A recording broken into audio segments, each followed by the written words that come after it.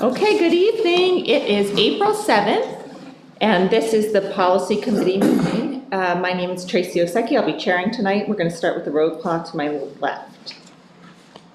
Linda Stone, School Board. Michael Roosevelt, School Board. Bob Hickey, School Board. Ron Spring, Council Rock School District. Andy Sanko, Superintendent. Ann Horner, School Board. Matthew McCarthy, Tech Integration. And Jota Paya, School Board. Okay, I'm going to, Nikki's on the phone. Nikki? Yes, hi, thank you. Good evening, Nicole Khan, School Board. Okay, I'm going to turn it over to Mr. Spring to get started. Before I do that, we had discussed a property tax assessment policy, and there was not enough interest. We weren't interested in moving forward, so as we have been doing, we're going to look at policies in order. If there's something that's an emergency or a legal liability, we will maybe make a case-by-case exception. This isn't one we're going to pursue out of order. With that, Mr. Spring. Good evening, everyone. This is a reminder that for reliable, accurate, and up-to-date information about our district, please refer to resources, websites, and social media platforms managed by the Council Rock School District. We urge the community to be judicious in choosing where to obtain information and to be aware that there are unauthorized social media accounts using the Council Rock name that post false and misleading information regarding district matters. If you question what you are seeing, need additional details, or a reliable fact check, please contact the district directly. Our contact information is readily available at our website at www.crsd.org. And today we have approximately 7 policies. We have 2 that we are reviewing that would be going for a second read at the next board meeting. So that means we have reviewed them at the previous board as well as at previous committee meetings. And then we have approximately 5 new policies, and by new, I don't mean new to the district. I mean policies that we have not reviewed previously and that, with the committee's approval, would go to first read at the next board meeting. So I'd like to start off with the 2 policies that we will be talking about that we have reviewed already several times, but that would be, if the board so chooses, going to our April board meeting for second read and final approval. And the first one is, again, the electronic device policy. We had spoken about that previously. Some of the main areas that we focused on, just to reiterate some points, are that the definitions focus primarily on what the particular device can do rather than the name of the particular device. As we said, the old one talked about Blackberries and Walkman and so on. But now we look more to the capability of the device, because the device keep on changing, versus an actual particular device.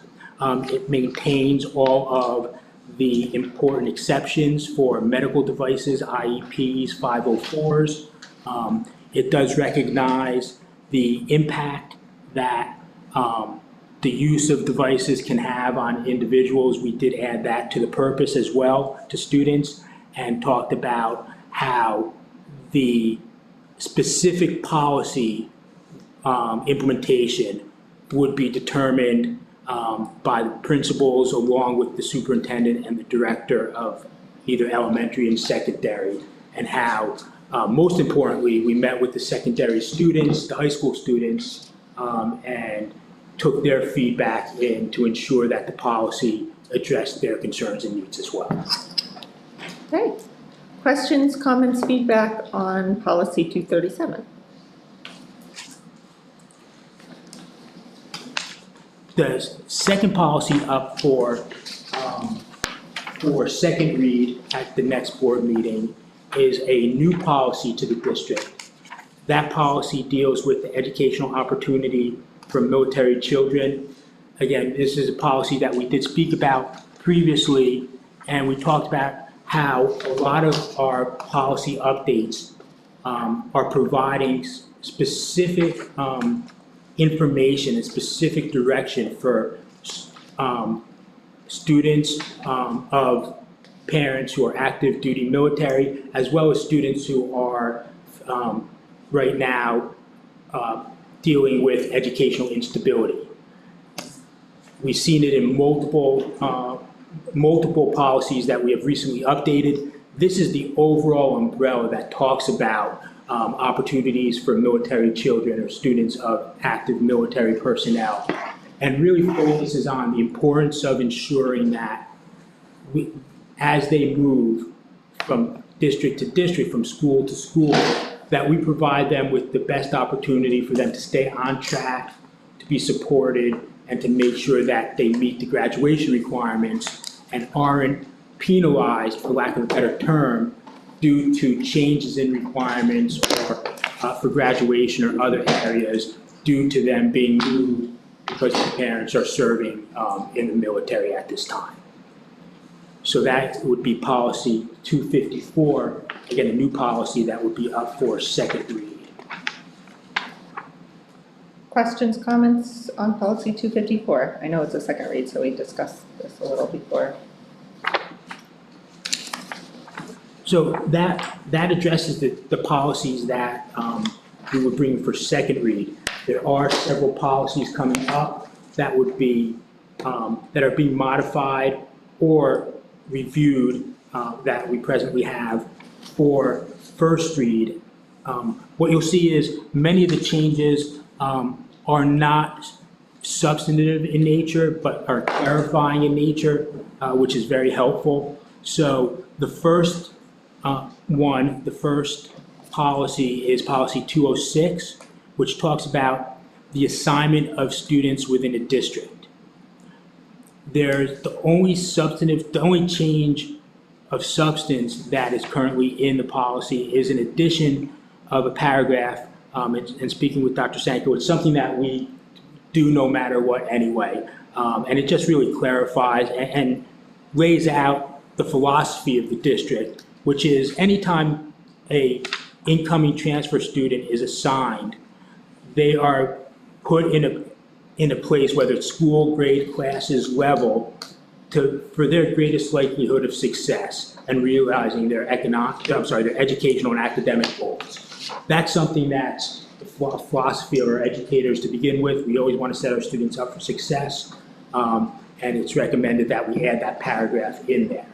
In general, what the policy does talk about is just the authority of the board and the superintendent to ensure that students are assigned appropriately from school to school, and talks about some discretion. For instance, if there is a situation that requires a student to be assigned to maybe a different school than they would otherwise be assigned to, that discretion exists and could be supported. Yet there's no change in any of that verbiage, but just for clarification as to what the nature of the policy is, that's what the policy discusses. And again, it just clarifies that building principal assign students to appropriate classes in the building, and the superintendent or designee, whether it's the principal, guidance, always tries to set the student up for the greatest success when they transfer into the district. Okay, Mike? Just a sort of a quick question on this. When a student is moved to a building which is best for their education, I see there's a list here.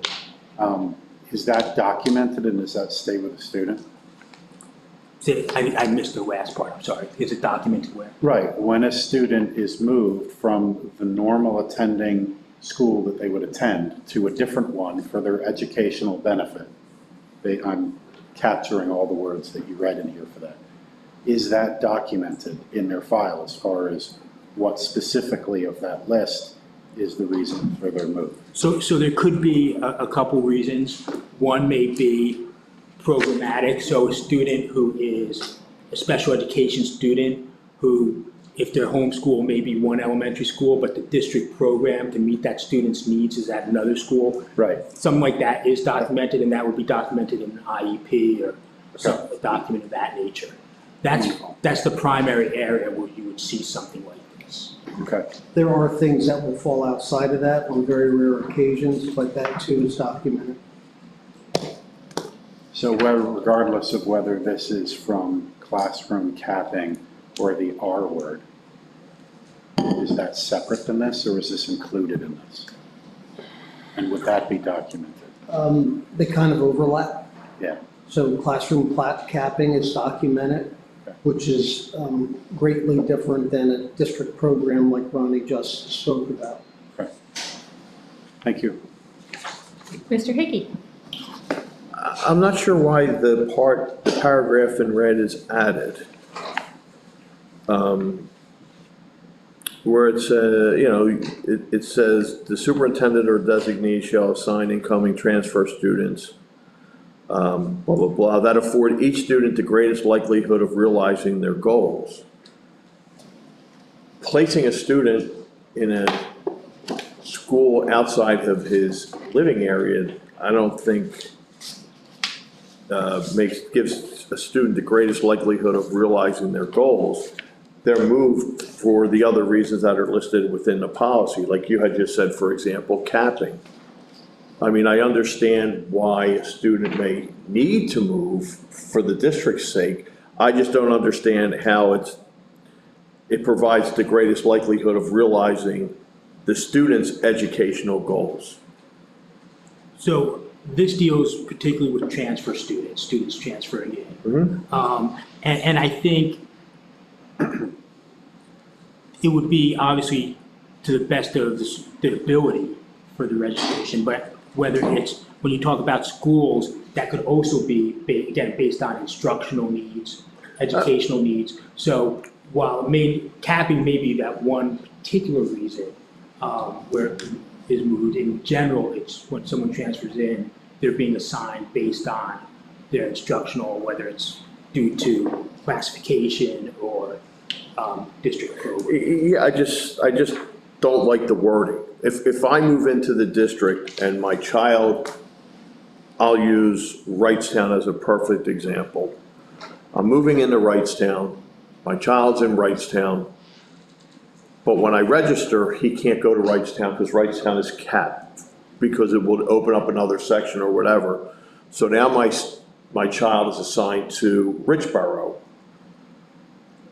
That's not in my child's, that doesn't give my child the greatest likelihood of realizing his goals. It fits the needs of the district, but it doesn't fit the need of my child, and I read this sentence as fitting the need of the student, not the district. I can understand that. That's a fair assessment. Yeah, I think that's, essentially what we're saying is there are two reasons, at least, that a child may be moved to a different school, and this new paragraph that's added only addresses one of them. Yeah, I mean, in number 3, it does actually say it, if the request for separate classroom placement will require the district to add an additional class to the grade level. Well, that's talking about multiples, I think. Oh, that's true, it says of siblings. Yeah, I mean, I don't know the reasoning behind adding the section in red. Does that need to be there? And if it does need to be there, should we add to it or should we remove it? It's not substantive in any nature. It wouldn't affect, it's more of a philosophical statement. But there's nothing, it's not a required change by law. It would not change the policy with respect to the way we handle the matter. So that would be definitely at the discretion of the board.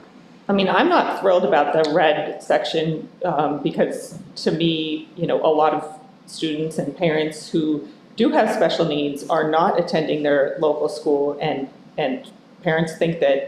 some parents think that it would be in their kids' best interest to attend their local school and not, in terms of inclusion. So that is another reason why maybe this paragraph is. That's not a problem. I have no, once again, this paragraph. Anybody have a problem with issue. removing the red paragraph? Okay. So I will take that out. Any other feedback on this policy? And just real quick, I noticed, and I think that this is the better variation, that the and the or have flipped.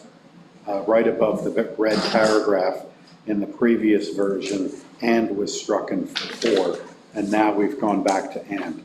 And I agree, and I think is correct for attendance area when such exception is justified by circumstances and is in educational interest of the student.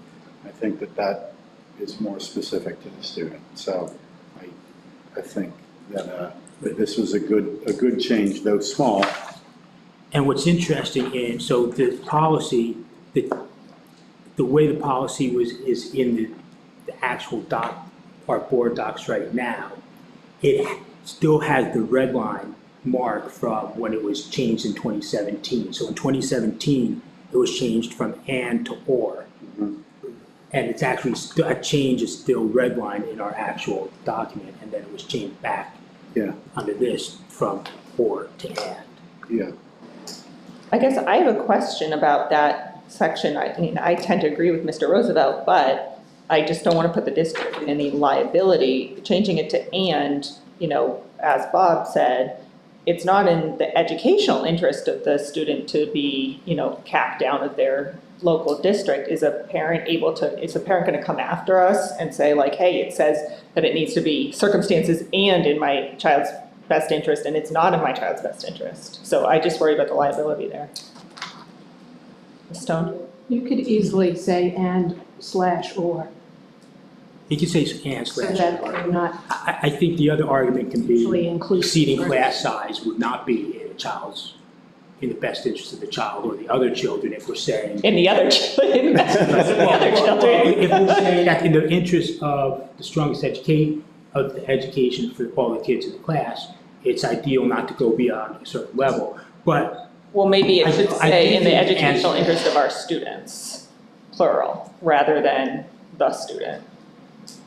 the students plural. Yeah. I know Ms. Stoner mentioned we could do and/or, but I think Yeah, I think it should be and. But this is the, these are the paragraphs and the words that directly impact the R word, right? I got the And, or. and it's challenging to think, on the one hand, what's best for the student and the student's family, also on the other hand, not to handcuff the district. And striking that balance is gonna be important. And the school that, or the class or the grade or the instructors and where they are, it's best for a student may or may not be at their quote home school or closest school. And so that would be afforded a better opportunity to move a little bit later, but so it gets complicated, and it's difficult, I think, to explain to incoming or transfer students. Yeah, I was thinking about this, looking at this on board docs, and realized that it's a difficult coin to just pick one side or the other. Ms. Pally? So I think we're okay with the and as long as it's an educational interest of the students. Let's make it more broad. I'm concerned about liability as well. I'm also okay with the and/or and keep it as student. So I just don't want us to have to follow this rule because we know that we may not at some point. Yeah.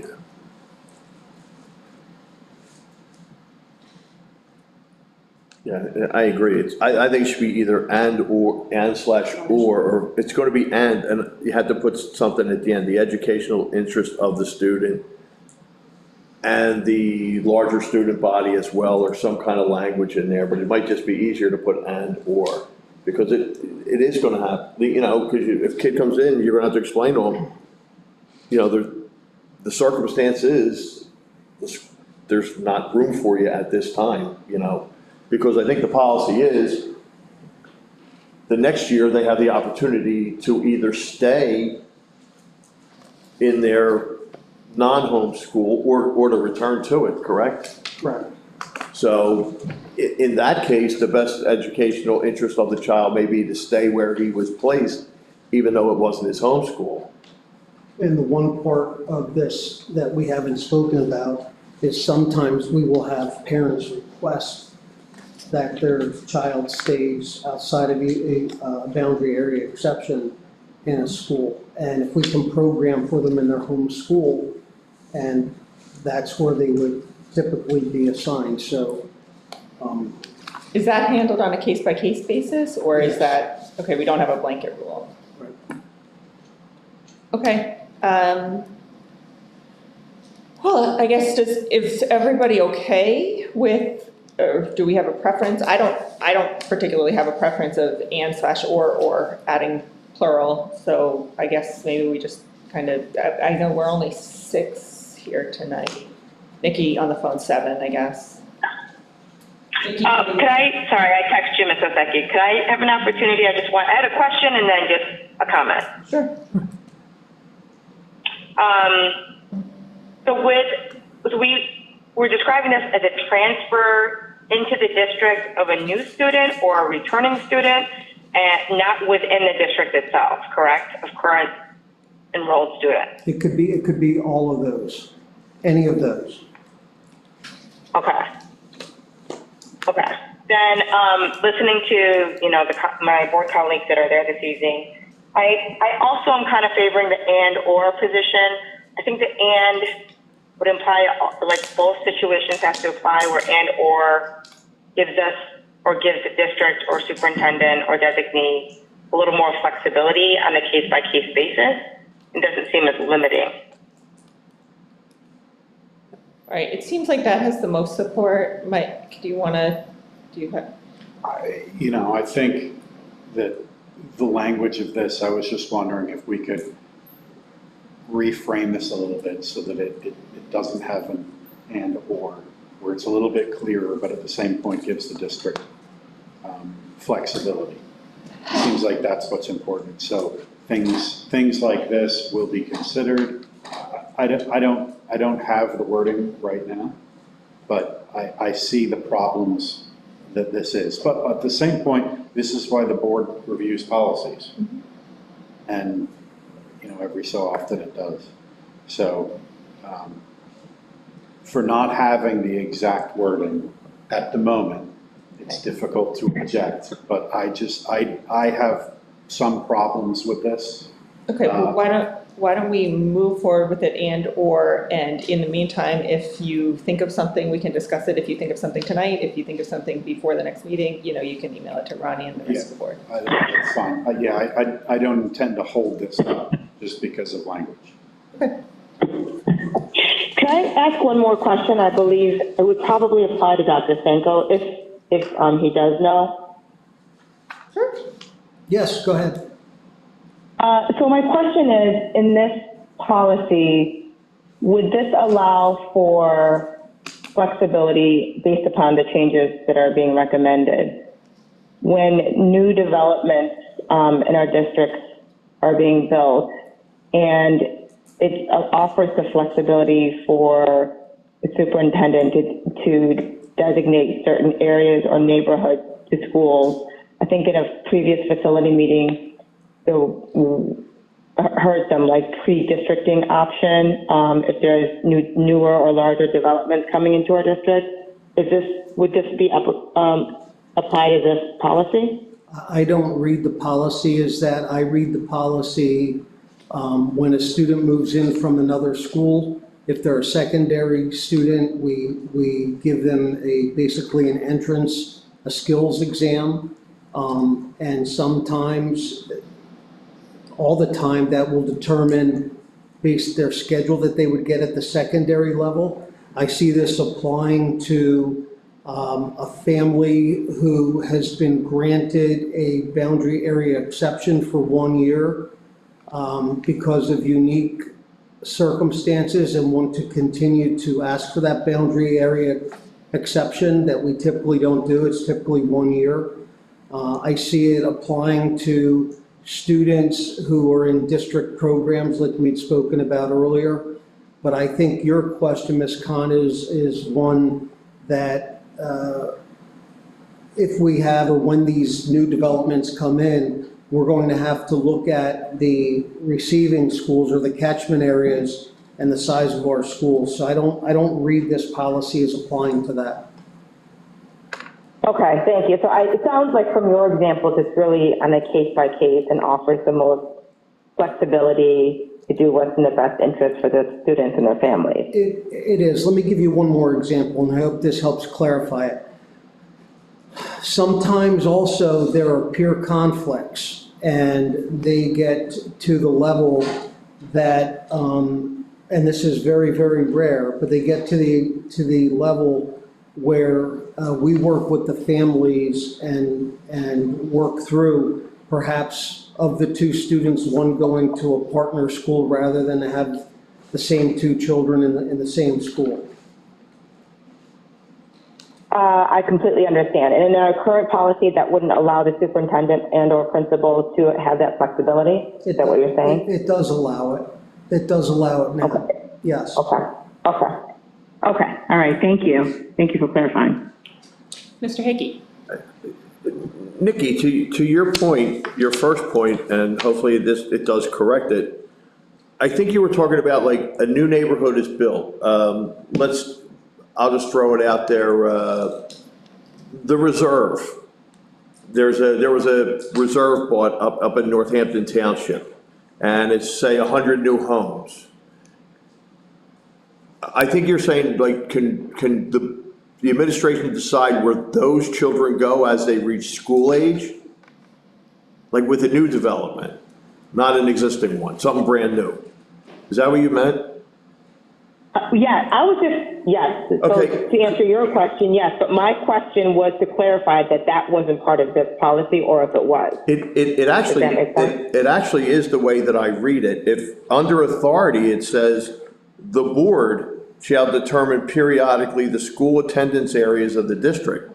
So if there's a new place that's built and we're looking at, say, 100 students coming in, we have the authority to say, hey, when this is built, those kids are going to go to school X or school Y.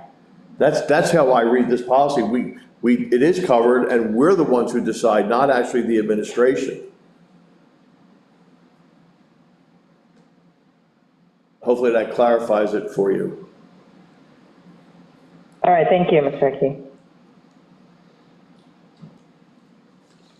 I have a only tangentially related question as we're, and so this may be referred to a different committee, but just as we're talking about it, Dr. Sanko, I remember last spring, we had allowed students who were at a crowded school to kind of opt to go to a different school. Is that going to be offered again this year for kids like at Wrightstown or whatever? So I think if I understand your question, when students were displaced, and Wrightstown is our perfect example, we capped those sections, students were displaced, and some ended up going to Richboro Elementary. To Mr. Hickey's earlier point, if that child was in first grade or any grade and was displaced to Richboro Elementary, they would automatically be returning to Wrightstown for second grade. What we have found is that of the handful or so of students that have been displaced, when we've spoken to the families, we have offered them to stay at Richboro or return to Wrightstown. And again, it's a relatively small number. I don't know the exact number, but several have chosen to stay at Richboro. Yeah, that was my question. Yeah. I guess a follow-up to that is, do we offer kids who are at Wrightstown the ability to say, hey, I'm not getting along, I don't have a good group of friends here, maybe I would, like to go to Richboro, and that might help us also? Is that not something that's too bad? We have not officially done that. We have talked about surveying the community. But again, as you know, through the master study that we're doing, we're trying to look for a permanent fix at Wrightstown. Right now, it's a Band-Aid with capping, and we're looking for a permanent fix. But the surveying of families is something that we have talked about quite a bit. I'm sorry, I know that's not really on this topic. So anything else on policy 206? Yeah, quickly, a little grammatic or potentially word specific. The use of shall and may have very different meanings. And we're using the word shall 3 times and the word may once. And in some cases, I think the paragraphs are kind of saying the same thing, but a little bit different. So I find that the use of shall and may is actually in conflict with each other. And I think that, In which, if you don't mind me asking, which so paragraph? under delegation of responsibility, we have 5 paragraphs, right? 1, 2, 3, 4, sorry, 4 paragraphs. Well, we're taking out the, so 3 after we take out the red. Okay. And to the earlier issue of and or / and or, I'm wondering if it could be more of a list instead of an and or an or. So you have the colon and you have commas that separate all the different reasons that you may. But if you get rid of the red paragraph, for example, I mean, I think the red paragraph and the one above it are kind of saying the same thing. They're just using a couple extra words to further define it. But if, I think the first one, superintendent periodically shall review existing attendance areas. I think that's appropriate. I think that's good. I think that's what we want to do. The next one, the superintendent or designee may assign a student to a school other than the one designated, and then it goes into the reasons. The red one, if you get rid of it, I think conflicts with that because it uses the word shall. So if we're getting rid of it, that solves it. But then you have the building principal shall assign students in the school to appropriate grades. So in some cases, I guess with the red gone, that resolves the overlap between the superintendent and designee. The designee could be the principal, right? So I think that that starts to work a little bit. So with the removal of that red section, I think it solves some of these, but I still, it's just another thing to point out. So I do- Shall and may. Correct. And I do think the use of shall is important in that last paragraph. Because it would be the role, the principal has to make sure that that student is in the right classes. So I do believe, but I agree with you that by removing the red paragraph, it does remove some of the conflict between shall and may that could be viewed if that were made. Yeah, and in fact, both paragraphs that sort of bookend the red paragraph are kind of all saying the same thing from different directions. And the last paragraph has words that are, well, with the elimination of the red paragraph, are no longer redundant. So, so that works. So you've got the superintendent or designee may assign, and then the building principal shall assign. So does that mean that the building principal of Wrightstown, for example, so, and the building principal of Richboro, we find a student for capping or whatever reason, can't fit in Wrightstown, so goes to Richboro. And then the building principal in Richboro says, well, wait a minute, this student, because of the appropriate grades, classes, groups, based upon the consideration needs, really is a better fit back up in Wrightstown. Now all of a sudden we have a problem. No, so No? if you notice that last paragraph, student in school to appropriate grades. So it doesn't, the red paragraph that we're removing talks about assigning to a school. Yeah, This paragraph dealing with the within principal the school. only talks about assignments within the school, not Okay. from school to school. Okay. Ms. Stone? No, that's all. Okay. Right, anything else? Good explanation on it. All right. So 208, I apologize, the red line isn't here, but there's only 2 non-substantive changes. We have the red line. Oh, you have the red line from 208?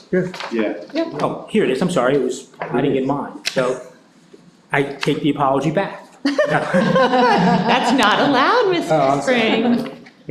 Got it. So, as you can see from the red line, rather than actually laying out the years from 6 to 18, it changes it to just saying that the board affirms that even though law requires attendance of only students of compulsory school age, it is in the best interest of the students to complete their educational program.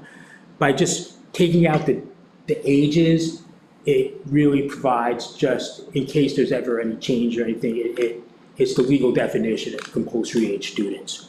The only other change is where it says delegation of responsibility, just for clarifying, at the end of the day, it's the building principal who has to ensure that it's timely. So it's very, just two of those minor changes to that with respect to 208. Questions, comments on 208? Ms. Khan? Anything? I'm good, thank you. So 209, there is a lot more red in 209 in the red lines, but many of the changes, especially when you compare it, are just, there's a couple of substantive changes, I believe 2 major substantive changes, and the rest of the changes are clarifying verbiage. And I'll get to that, but I know just for anyone, listening and for everyone in this room, I just want to clarify what our required annual school health exams are in the state. So Pennsylvania, so this is on our website as well. I did speak with Ms. Adamas today as well, just for clarification. So parents can find this on our website. They also get notification the year prior to any of the required screenings or exams, a year prior, just so parents are aware that they need to come up, and they're coming up to that area. So from, Pennsylvania, the state itself mandates the following exams, and they are as follows. A physical exam upon the original entry into school, if it's a transfer student, or grades 6 and 11, and grades 6 and 11. Dental exams similarly upon entry or registration, and grades 3 and 7, and those are generally encouraged to be from the child's personal physician or the parent's personal physician.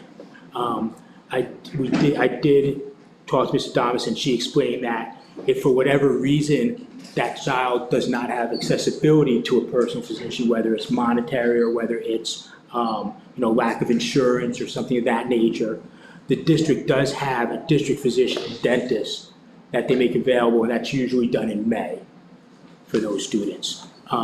There is vision screenings, all grades K to 12, height, weight, and BMI for all grades K to 12, hearing at grades 1, 2, 3, 7, and 11, and scoliosis check at grades 6 and 7.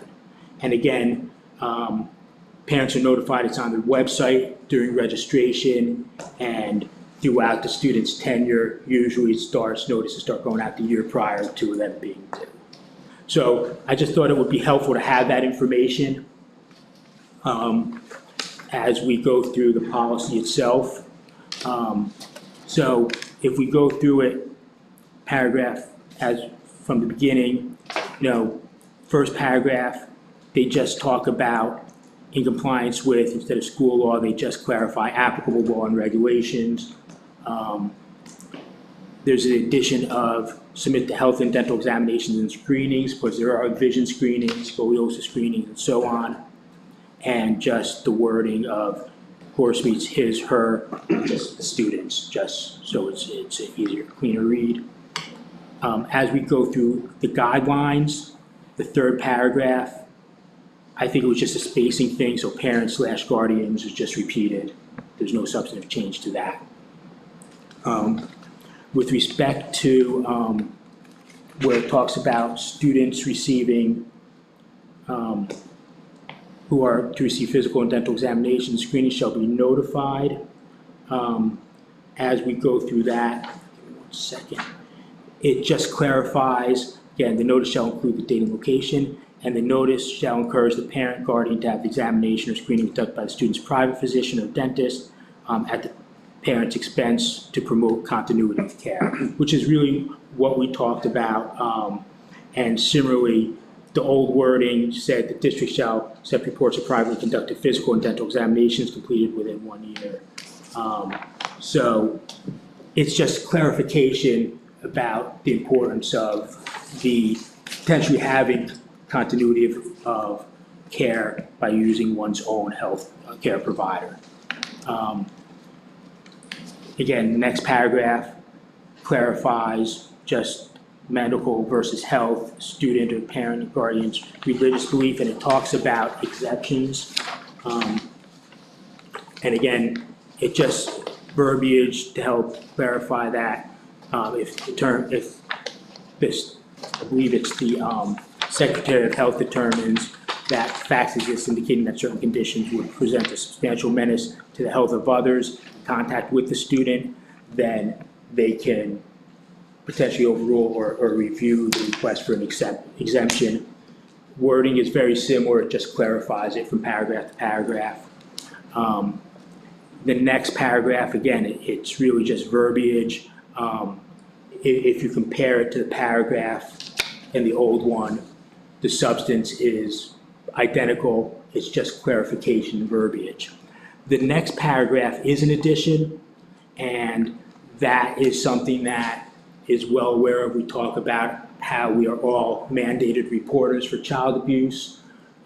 It's important to remind people that as often as possible, that we are mandated reporters, and this is really just what that's talking about. Again, it's a reminder that if any school health official, any staff ever believes that a student is subject to abuse, it's our obligation, both legally and ethically, morally, that we need to make sure that it's reported in accordance with board policy and the law. Again, we are mandated reporters. The other substantive area that was added is the paragraph that talks about the district may disclose information from health records to appropriate parties in connection with an emergency when necessary to protect the health or safety of a student or other individual in accordance with law. Again, if, God forbid, a student has a medical crisis and the nurse knows that the student may be allergic to certain medications, that the student is suffering a particular illness or challenge, they have the legal obligation to report that to preserve the health and safety of the student. So those are the changes, both substantive and verbiage-wise, to this policy. Again, there's a lot there, but I just wanted to go through it step by step in case there were any questions. Okay, Ms. Horner? Under authority, in compliance with applicable law and regulations, VA law and regulations, state law, Any law in federal law, It- It's really any applicable law, so whether it's state, whether it's, county, whether it's federal law, there's federal, there's confidentiality requirements for students' medical care, both federally and statewide. So any of the law that's applicable to governing the care of a student's medical records, as well as the requirements for certain screenings, we would be governed by with respect to that.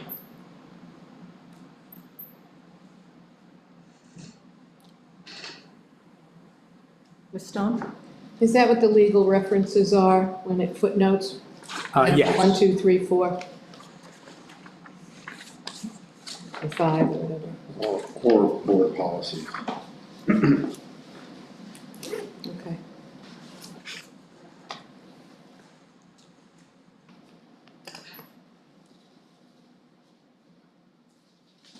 Other feedback? Do you guys want another minute to read it?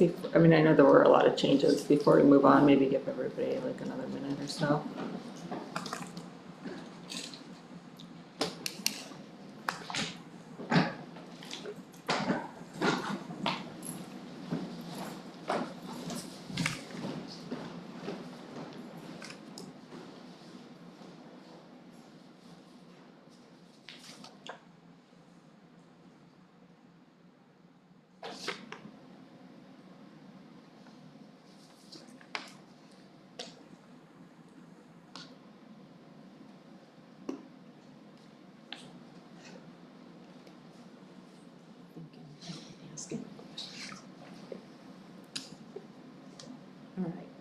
I'll ask one Okay, question. go ahead, Ms. Stone.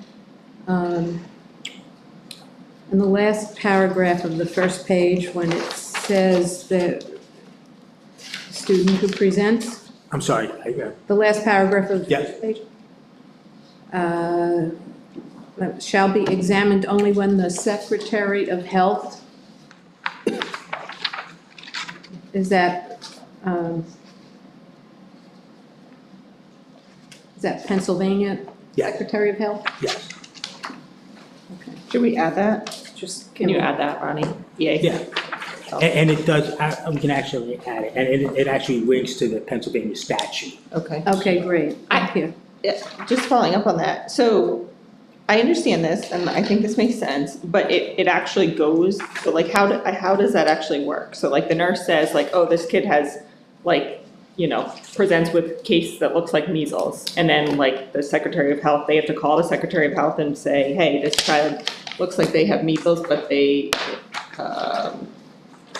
have a religious exemption, and we wanna, have them excluded? So I don't know the exact process.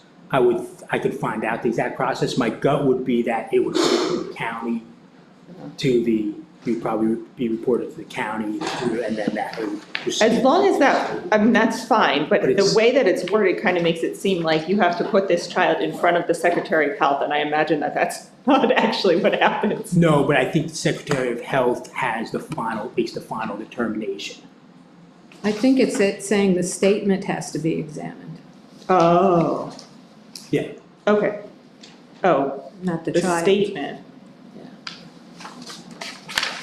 Correct, so if the nurse says, well, look, this child has an exemption, however, we're concerned about X, Y, and Z, and the fact that if they come in contact, anyone who comes in contact with the student, Yeah.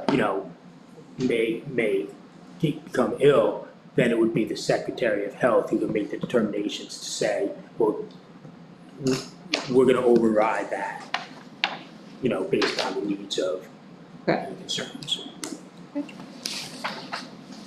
So would you like me to add Pennsylvania to prior? Yeah, I think. Yep. Probably. Got it. Other questions?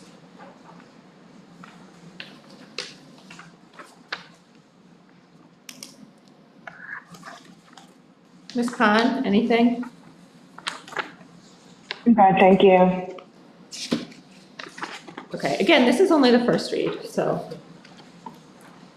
So the next policy is 209.1, and that policy is food allergy management policy. Again, there's really just clarifying language in here that particularly talks about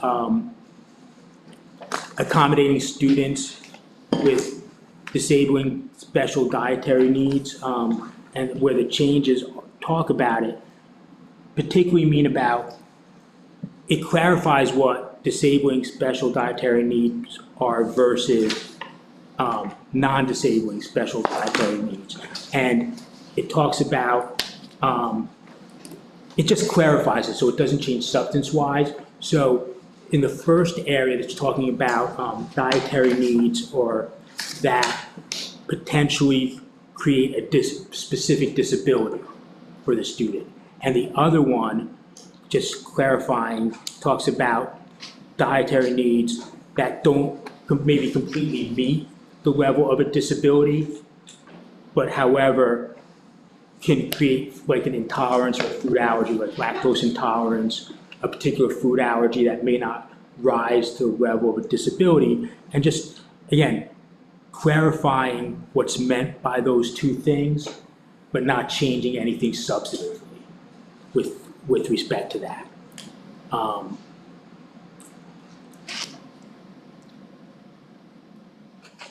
And for instance, those with disabling special dietary needs may have a, 504 may have an IEP that falls under that. And those with non-disabling IEPs can still have the accommodations to meet their needs if required. The only other change with respect to that talks about where it says that delegation of responsibility, the superintendent designee in coordination with the school nurse, school nutrition services staff, and other pertinent staff shall develop administrative regulations to implement this policy or adopt as administrative regulations the suggested guidelines developed by the Pennsylvania Department of Education and Health. It removes National School Board Association and replaces it with other state and federal guidance.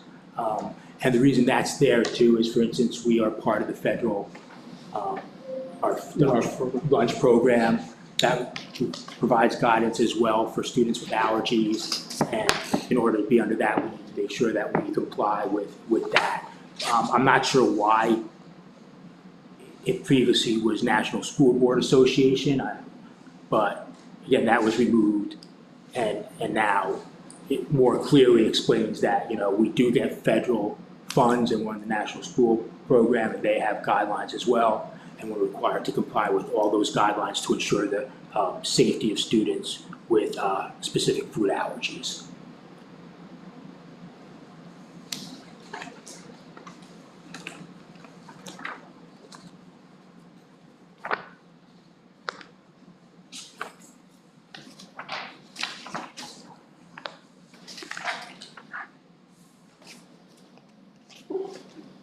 Can you just clarify? Yes. So it's 209.1, it's new, but we've already had it? So it's up to the one? way, when it was adopted or put up in 2018, the way the title was put, they had the word new there. So we're removing Oh, that okay. because that shouldn't have been there to begin with. It was just an oversight, I guess, when it was initially put up. So we're just trying to make it consistent with how we are titling the other policies. So the last policy is for review, and it's academic integrity, and it's 212.1. And the reason it's for review and rather than change is, if you see it, it's a big umbrella, it's pretty broad. Some districts have actually been removing the policy altogether and just saying, you know what, we're just gonna address it in our code of conduct, in our handbook. So there's that option. I think it's, I'm bringing it for review. Obviously, it would be the board's, purview. However, this does, to a certain degree, provide a philosophy and of the importance, as we see the importance of academic integrity. Again, it's a very wide brush when discussing it. Things are always changing, and the modes of how academic integrity is looked at and can be violated constantly change with technology, whether it's AI or that, which is a big topic of conversation. The way this policy is written, though, it is fairly broad, which is important, and it lays out more of just a philosophical view. But like I said, there are districts that have chosen to just pull it and just say, we're going to deal with it from a code of conduct standpoint. We have it in our books, so I wanted to bring it forward as well, without suggesting any changes at this point, though. Ms. Stone and then Ms. Horner. So I find it interesting that the title of this is Academic Integrity AI. That's good. And I assume that this is looking at that, but we don't have any specific, AI has positive uses. But So- how are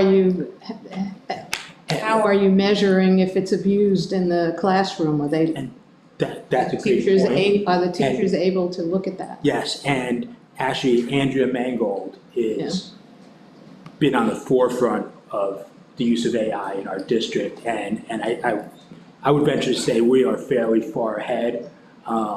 We actually have a fairly extensive AI committee, and she's actually connected with MIT, who is really on the forefront working with certain districts throughout the country, and we're going to be one of those districts in creating a philosophy the guidelines, use policies. Matt's on the committee as well, I believe, bringing in perspectives from all over. So we have really taken AI very seriously, and you know, I can't give Andrea enough props on really driving, you know, AI and the examination of AI. You know, AI's here. Yep. You know, and just a little anecdotal, I was driving my 12-year-old daughter and a couple of her friends, and her friends in the back seat were among themselves, not knowing that I work in a school district. We're just talking about, yeah, I use ChatGPT to help me write this, and I do this thing, write that. And I was just like, be careful. I would, you know, what you do. But it's out there. The kids are using it. It's like anything, it's our job to help them use it the right way. And like I said, Andrea's really been on the forefront, you know, again, bringing MIT in, which is huge. And so we have been really hitting that hard. Ms. Warner? Thank you. So this is in the code of conduct. Is it somewhere else in another policy already? Or is this just taking this wording of being integrity of plagiarism, what have you, to be able to have it in a policy, I think go what along with the conduct? I'm sorry to mute. It's okay. I think what it does is it just gives the teachers and administration some latitude when somebody does go on the ChatGPT and they just hand in whatever ChatGPT spits out, we could have the conversation. I think the whole AI conversation, we have to find, you know, the tightrope and walk it in terms of what are the benefits of it, how are we going to use it, how are we going to inform our students and staff to keep everybody safe. But this just gives us, as Ronnie said, a broad brush stroke of allowing us really to have the conversation. And I know teachers are having that conversation now. In fact, I just had a brief conversation with Ms. Khan talking about AI at the elementary level and what, you know, some of the things we're seeing. So this just allows us to talk to kids about doing their own work and learning from it. Mr. Hickey? Okay, yeah, I mean, I know we're concentrating here on AI, but there's all these other parts of academic dishonesty. I guess my question to you is where it just says here, the board directs the superintendent to publish guidelines for students. Do we have any published guidelines? Are there any administrative regulations in addition to the policy? Yeah, there are regulations, and that's where we see the AI work going as an AR and not necessarily a policy. But do we currently have the ARs that list the consequences for plagiarism and whatnot? So those are more located in our code of conducts. That's where we lay out, you know, the infraction, we explain what the infraction is. These are the penalties for the infraction, as well as I know from starting at kindergarten on, teachers, you know, at an age-appropriate level, continuously part of the English curriculum is explaining about, you know, what is plagiarism? How do you cite? How do you use other people's work? And so on. So it's an evolving learning experience from elementary on, and the code of conduct is what really lays out at the different levels what's expected, what are the penalties if something is done in it. Yeah, like I In said, violation of that. yeah, that's I mean, like I said, I don't know what the penalties are and how do you catch people using AI and ChatGPT.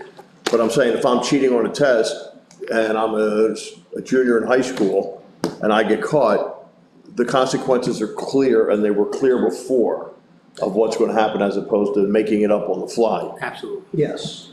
So to your comments, years ago, we had some students that thought it would be a good idea to put a key reader on the back of a teacher's computer, and they're able to access all of the assessments in that particular subject area. Consequences were pretty severe. Same way would be true now as it relates to ChatGPT or any other AI. We want kids to learn, and we don't want to block out all of this AI. It's here, it's in our everyday life. But again, we just want to have, I think, something that we can go back to that's formalized by the board to just give us a tool. Good enough, thank you. Mr. Roosevelt? Thank you. The code of conduct is not a policy. It's not even really an AR, correct? So I'm not really in favor of removing this policy because there's a code of conduct, because the last sentence, I think, gives license to create a code of conduct and the collection of ARs that deal with this and be more responsive because you have that vehicle.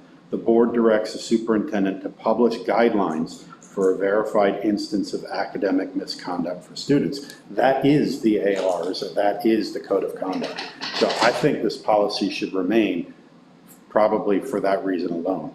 I also, not knowing that other school districts have removed this because they feel correctly or incorrectly that it's redundant with the code of conduct, I think that it's incumbent upon us to review that, review the code of conduct, maybe look into some of the ARs with that lens of understanding, do we keep this in or do we not? That's just my sort of first blush is, well, if we're gonna consider with these other things, let's review those other things with it, right? But coming back to the last sentence, I still sort of am pretty in favor of keeping this because that gives the authority for the superintendent to create that and to update it as so. The school district is obviously in the business of educating kids, not being a conduit for AI to pass work off, having that kid just cut and paste and being like, I'm done. And I liked hearing what you had to say about work citation, what is plagiarism, all of that.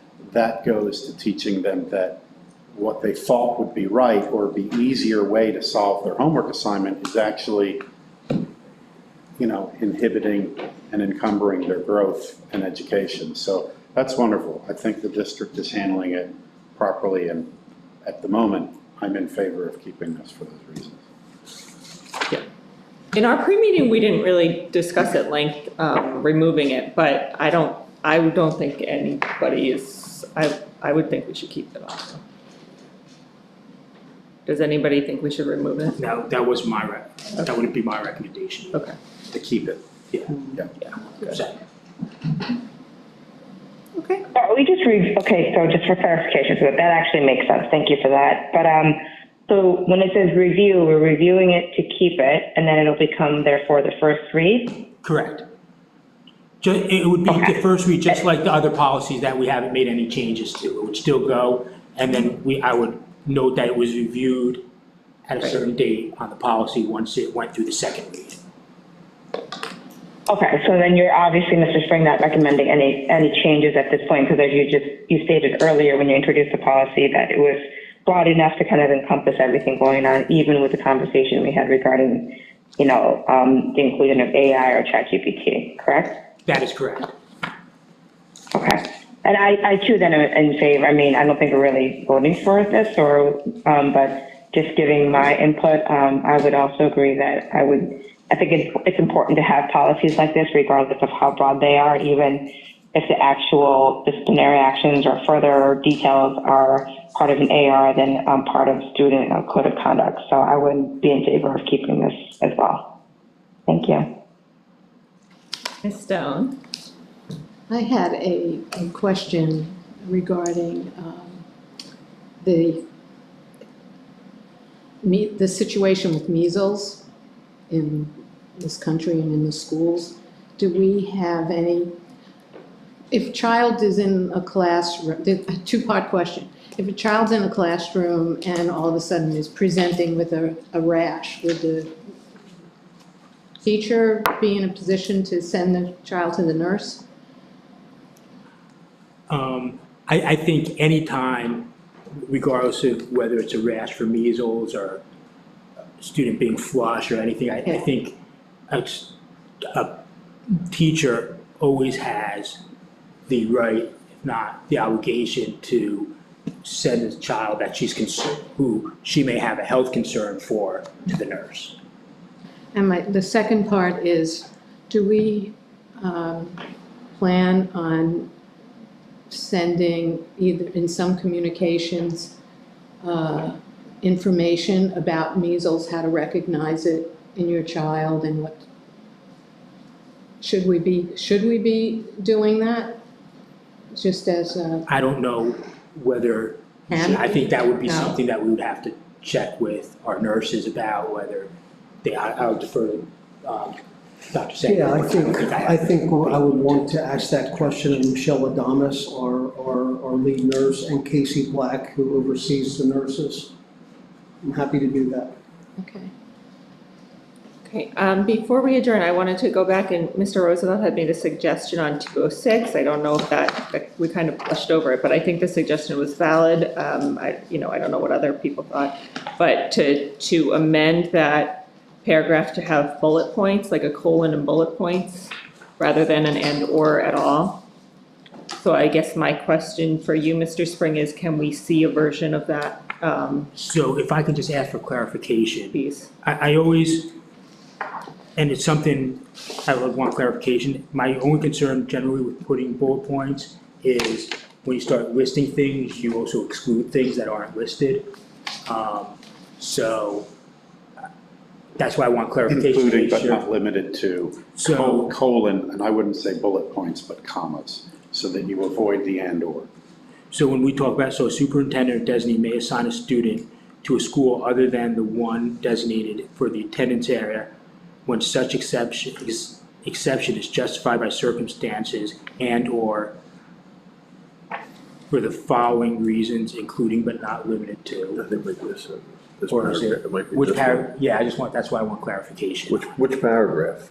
Yeah, Are you referencing? Well, I don't know if this lends itself to combine the one above the red that we're getting rid of and below the red that we're not getting rid of. I don't know, but, so when I first read it, not to belabor this, but when I first read it, may assign student to a school other than the one designated for the attendance area when such exception is justified by circumstances, I'm expecting that there's going to be a list of circumstances. So- Not saying there has to be, right? And then I see and/or is in the educational interest of the student.